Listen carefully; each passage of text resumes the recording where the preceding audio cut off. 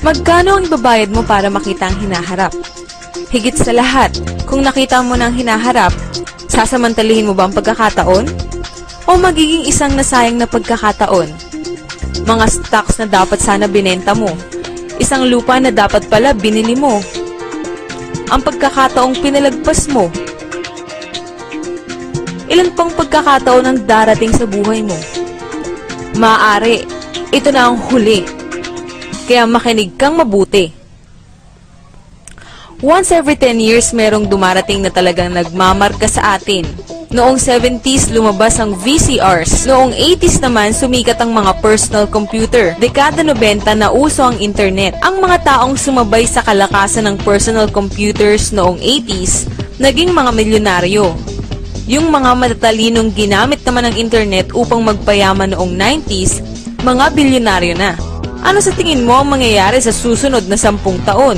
Sa best-selling books na The Next Trillion and Wellness Revolution ng kilalang economist na si Paul Zane Pilzer, sinabi niya na sa dekadang ito, may additional $1 trillion every year ang magagastos ng US sa industriya ng kalusugan o wellness industry.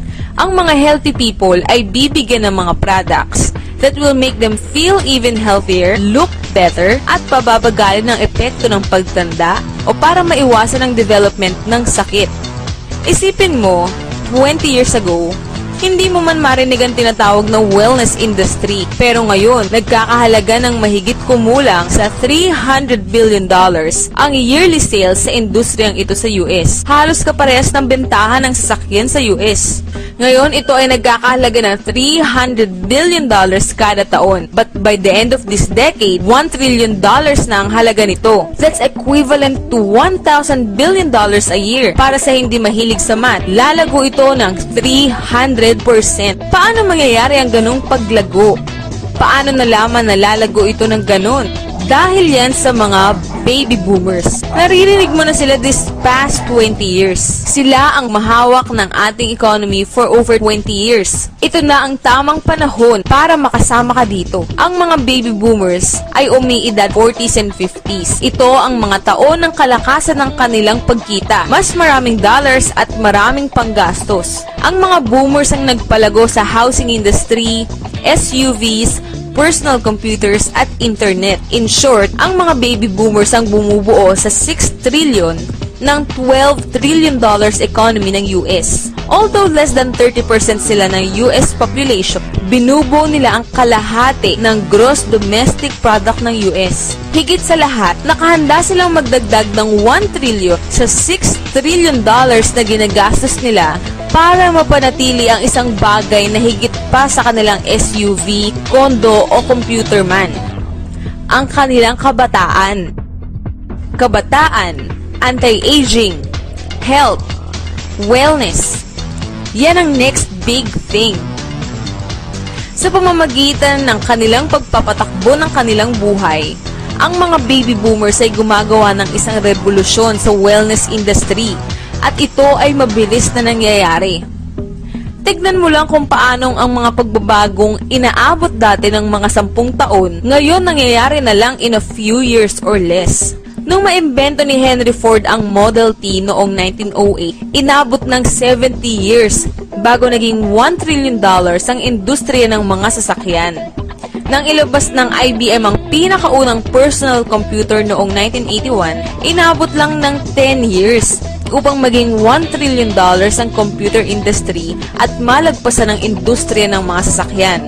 Ngayon, lalagpasan pa ng wellness industry ang $1 trillion sa susunod lamang na 5 taon. $1 trillion. That's $2.7 billion every day, $114 million every hour, $1.9 million every minute. Noong 1990s, umakyat ang bilang ng mga pamilyang milyonaryo sa US.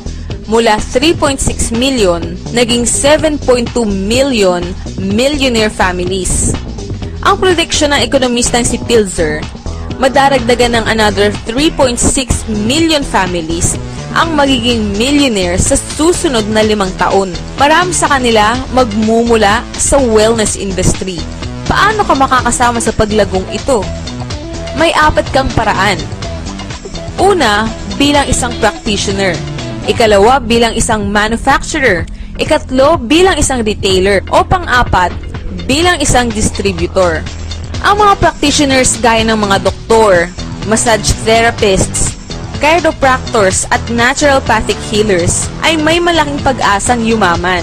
Yan ay kung kaya nilang bayaran ng kanilang mga personal loans, insurance companies at iba't ibang hulugan, at kung kaya nilang ipagpalit ang oras at panahon nila kahit sa kanilang pamilya para sa pera. Maganda rin maging isang manufacturer. Iyan ay kung may daan-daang milyon ka pang invest sa infrastructures, patents, research, shipping and receiving at kung ano-ano pa. Retailing, tignan natin. Meron kang pambayad sa franchise fees? Kaya mo ang 7 araw na pasok kada linggo? May pambayad ka sa advertising? Kaya mo mag-monitor ng inventory? At higit sa lahat, mag-aayos ka ng mga problema sa mga empleyado mo? Distribution? Exactly. Dahil ang pinakamalaking kayamanan nitong mga nakalipas na 3 dekada ay nanggaling sa mga taong natutong husayin ang pamamaraan ng distribution ng mga bagay-bagay kesa husayin ang pamamaraan ng paggawa ng mga bagay.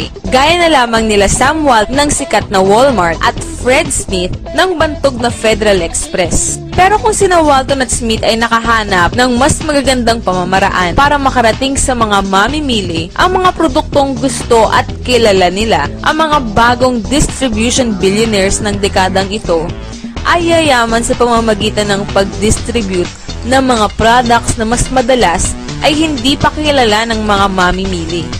Ang mga bagong distribution billionaires gaya nila Jeff Bezos ng Amazon.com ay yumaman sa pamamagitan ng pag-educate sa mga mamimili tungkol sa mga bagong products at bagong pamamaraan ng pag-distribute ng mga produkto.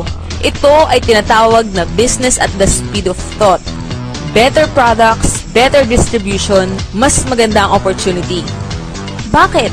Dahil mayroong 78 million baby boomers na may $1,000 billion in cash na handang gumastos. Gusto nilang mag-drive ng sports cars, mamasyal, mag-enjoy, ayaw nilang tumanda, at handa silang gumastos para lamang manatiling bata, malusog at puno ng buhay. Sa susunod na 5 taon, ang mga US baby boomers ay gagastos para sa mga produktong may kinalaman sa kalusugan. Mula $300 billion ngayon hanggang $1 trillion every year. Handa ka ba? Ang mga taong nagparinig sa iyo ng video na ito ay magpapakilala sa iyo ng isang pamamaraang subok na at successful. Isang pagkakakitaang pwede mong gawing part-time sa bahay na walang involved na malaking investment, walang mga empleyado, at walang sakit ng ulo, hindi gaya ng tradisyonal na negosyo. Isang negosyo na sa iyong spare time, pwede kang kumita mula ilang daang piso hanggang daang libong piso kada buwan. At dahil isang negosyong pwedeng gawin sa bahay, madaragdagan ka ng kita dahil sa mga matitipid mo sa tax. Imagine 1980 ngayon, 25-year-old pa lang si Bill Gates at naghahanap siya ng mga taong makakasama niya sa kanyang bagong itatayong kumpanya. Inaakala niyang magiging isang malaking negosyo ang personal computers. Ikaw, ano naman ang gagawin mo sa panahon ngayon? Tandaan, si Sam Walton ay nagsimula ng Walmart noong siya ay 44 years old. By age 61, siya ng pinakamayamang tao sa mundo. Ikaw, anong excuse mo? One thing is for sure. Kung napanood mo ang video na ito at kung nakinig ka, hindi mo pwedeng sabihin na hindi mo ito nalaman. Kapag ang mga anak mo at mga apo mo nagtanong tungkol sa mga naging mayaman noong early 21st century, anong sasabihin mo sa kanila?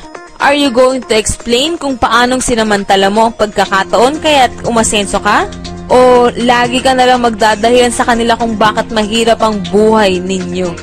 Ang mga impormasyon dito ay tunay. Ang timing ay tunay.